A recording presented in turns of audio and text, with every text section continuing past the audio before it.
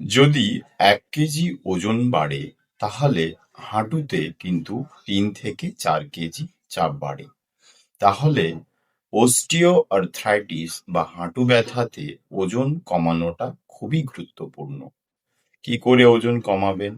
চিনি তথা সুগার বা তেল জাতীয় পদার্থ বা খাবার এড়িয়ে চলুন। আর কি করবেন? হাঁটু হাঁটু গেড়ে বসা বা দীর্ঘক্ষণ হাঁটু ভাঁজ করে বসা বা দীর্ঘক্ষণ একই পোশ্চারে বসে থাকা যাবে না।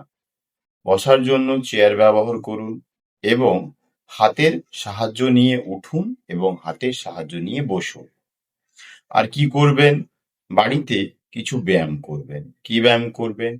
কোয়াড্রিসেপস সেটিং করবেন, হ্যামস্ট্রিং বা কাফ স্ট্রেচিং এক্সারসাইজ গুলো করবেন।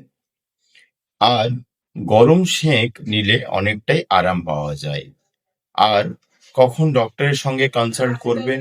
ব্যথা যখন অতিরিক্ত আর হাঁটুর এরিয়াটা ফুলে যাচ্ছে তখন কিন্তু ডক্টরের সঙ্গে কনসাল্ট করতে হবে।